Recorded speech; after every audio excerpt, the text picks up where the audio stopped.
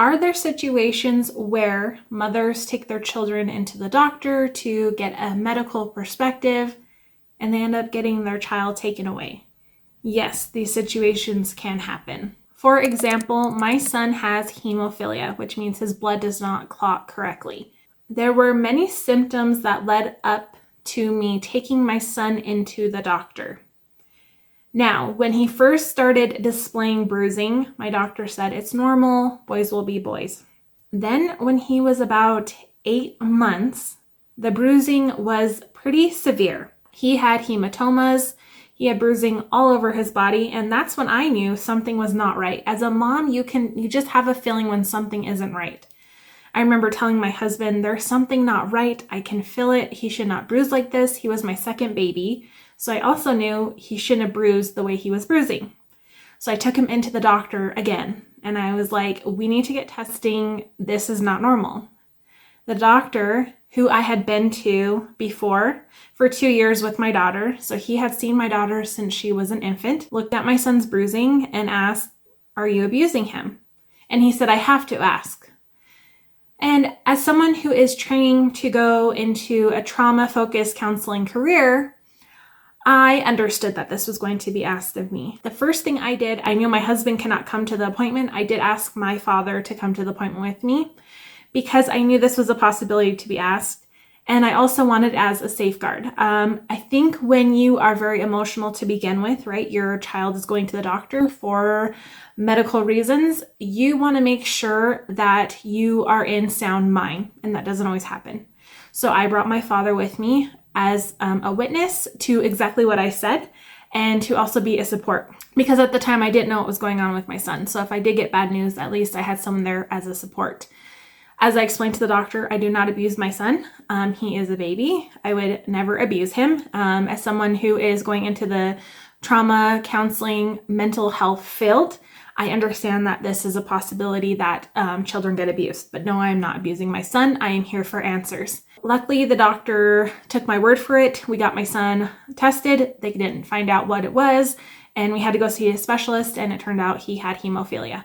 And so with hemophilia comes extreme bruising. Luckily, as somebody who has knowledge of things like that happening, I knew how to handle the situation. So that is my overall advice. If you notice your child is having any symptoms of bruising, would advise you to bring somebody with you to the doctor appointment, a parent, a trusted friend, because again, you want to show you are in sound mind. And when your child is having issues and when your child is displaying symptoms that you don't know what's going on, but you know there's something that's not right, you can be emotional. And we also want to show the doctor that we are of sound mind and we are here to support and advocate for our child. I watched this story I'm going to share with you before I found the diagnosis for my son, and it made me a little bit emotional. So here is a trigger warning that if you have something going on, this may bring up emotions. So let's jump into this story of this mother who got her child taken away when she should have been helped. Her child should have been helped instead. Looking. Ready? Set. Moments to cherish. Because any parent knows they fly by in the blink of an eye. Shut up. And Casey Sigmund has already missed out on so much of her son's life. They took away basically a year of a bond that I could have had with him. This is Kane, Casey's only son. He's coming up on 2 years old, and he keeps his family very busy. Kane, what are you doing? But for months, Casey's home was much quieter. It felt horrifying, like, how could I be a monster?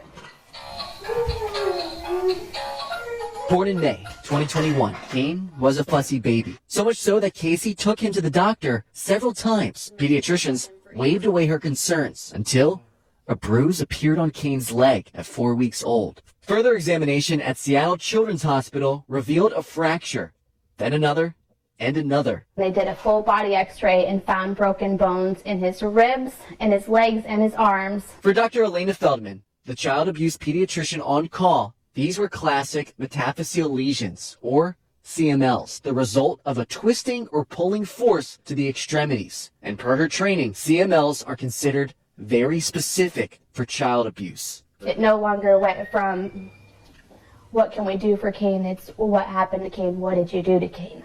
In her report on Cain, Feldman says she reached that determination only after ruling out other possible causes. Casey's family history was flagged. Maternal great-grandmother reportedly had easily broken bones. So Dr. Feldman checked for low bone density or rickets. But Cain's bone labs and x-rays did not show any evidence. Feldman also ruled out a genetic disorder, OI, osteogenesis imperfecta, commonly known as brittle bone disease, because Cain's fracture pattern is not consistent with fractures seen with OI. 2 days later, she gave her findings. Cain's injuries are most concerning for non-accidental trauma. In other words, child abuse. Cain was turned over to Child Protective Services. His family was subjected to a police investigation. And then they let me know they were taking Cain into custody. And that I would have to leave him at the hospital. And that if I tried to take him before the social worker got there, I would be charged with kidnapping. Hi! So a couple of things to note. They decided to take her child based off of the evidence that they had. Luckily, the situation for me did not turn into something like this, and it's very hard to watch a mother lose her child. I cannot even imagine showing up to get results of trying to figure out what's going on with my baby, the fussiness. My son was also very fussy, and now I know that from talking to the specialist, children with hemophilia can be very fussy. I remember my son was just fussy for hours and hours, much more fussy than my daughter. So we thought, well, maybe my daughter was just a quiet baby, you know? So many things go through your head when you're trying to figure out all what's going on. So let's go ahead and jump into part 2. A Department of Children, Youth, and Family Services social worker snapped this picture of Cain when they took him into custody, alone, in his crib, his left arm and both legs in casts. The next time his mom would see her baby boy would be at arranged visits, strictly supervised by social workers, continually documented, and only for a few hours at a time. This went on for 9 months. I missed all the milestones. If Casey wanted her son back, DCYF said she'd have to undergo very strict and deeply personal evaluations, education courses, and drug screens. She did it all. Doing the infant class, doing the toddler classes, agreeing to UAs, agreeing to mental health evaluations. I wanted to do it as soon as I could, because I didn't want to push it out any further, so I knew if there was something that they could tell me I have to do, I wanted it to be done. And through it all, staying positive, focusing on getting her family back together, knowing she never hurt her son. One of the things I was asking all the time is, when am I allowed to take him to another doctor for a second opinion? When are we going to x-ray his bones again? And then when are my services going to reflect on him coming home? She tells me she never got a straight answer from DCYF. But in a child abuse trial, Casey knew she wouldn't win back Cain without evidence to the contrary. So this mom went to find it herself. A court-appointed legal team started examining the case history. So I started requesting all the discs of x-rays. I got all of his paperwork that showed the labs that have been run. Since I wasn't allowed to get any more run, I got everything that had been done, and I sent that off to the other doctors for opinions. Since I couldn't physically be allowed to bring my son in, I got his history. It didn't take long for cracks to appear in Dr. Feldman's diagnosis. Casey's lawyers found blood work had been done on Cain a month after DCYF took him, showing he had a genetic variance associated with brittle bone disease and other skeletal problems. Tests from the hospital the day they brought Cain in showed issues with his vitamin D and calcium absorption levels. The lawyers found more relatives who reported having brittle bone disease, and they learned his mom took an antidepressant during pregnancy, which has a deterring effect on bone formation in embryos. Casey's lawyers also shared their discoveries with outside experts, including Dr. Marvin Miller, a professor of OBGYN and pediatrics, and a clinical geneticist at Dayton Children's Hospital in Ohio. Miller stated, "The diagnosis of child abuse has been made by an overzealous child abuse pediatrician who discounted and disregarded the totality of findings." So as a parent, even with my son, seeking a second opinion is so crucial. To get a baby's blood is really hard. You have to hold them down. And to know that she wasn't there for that blood withdrawal, she had to just hear about it, It's very sad. I'd be heartbroken as a mother to know that happened. But at least they ran some more tests and they were able to find that there was some things going on. Here's this mother still fighting for her son, trying to get him home, doing everything she can. I would do the same thing. I'd take those classes, do whatever they ask, because obviously you want your baby home. And in general, there is nothing wrong with taking parenting classes, but obviously you don't want it to be forced when you don't have your baby at home. Let's look at the last part to see what happened for this story. I reached out to Dr. Feldman as well as DCYF to speak on this case, as well as his expert opinions.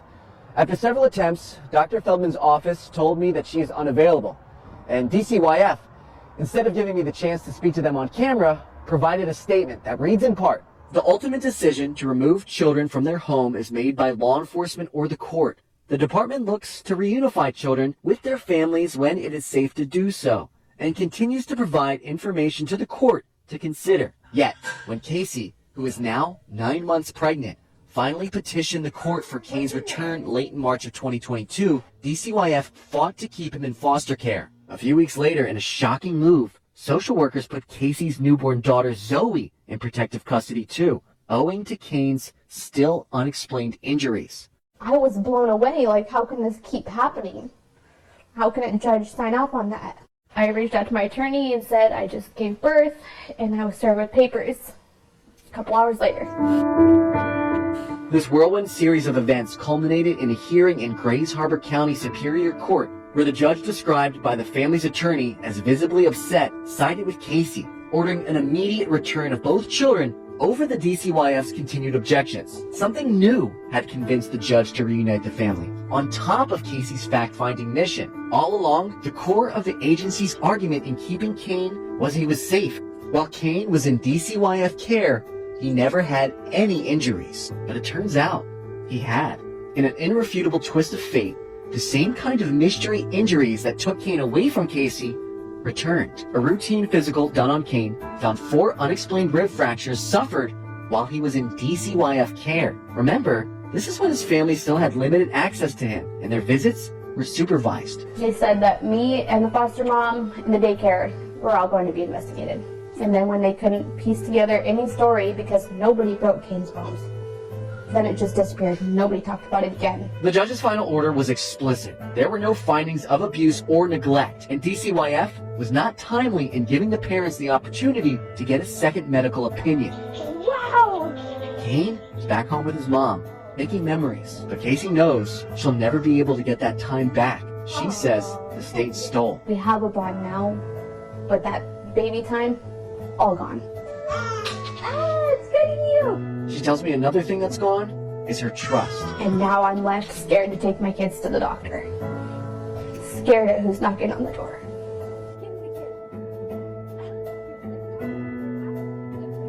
Man, that's tough. This mom probably does have some trauma from that. Getting your baby taken away can be pretty dramatic, on top of then she had her second baby taken away. As she mentioned, she never will get that time back with her son. It's gone. And all it had to take was a doctor to just sit down and listen to her concerns, run some more tests like they did with my son to find out there's something going on. So I really feel for this mother, and this case makes me upset. It makes me angry because as a mother who has been asked, are you abusing your baby? You cannot fathom that could go that far of someone taking away your baby. I'm happy to hear that she had a wonderful ending and she gets her children back. But again, like, you just don't get that time back, and now she has some trauma from it. I am thankful we have systems in place for children who are in unsafe environments. Obviously, we don't want children to stay in a home where they are not safe. But sadly, there are cases like this where children get taken away and they weren't unsafe. The mother was just seeking answers like I was. Leave me your comments below. What are your thoughts on this? Have you heard other stories of this happening? I'd love to hear your insights. And lastly, I have a whole video on hemophilia, and I have another video on our diagnosis story on my son. Thank you so much for your positive thoughts. I hope you're taking care of your mental health. Thank you for watching, and I will see you in my next video.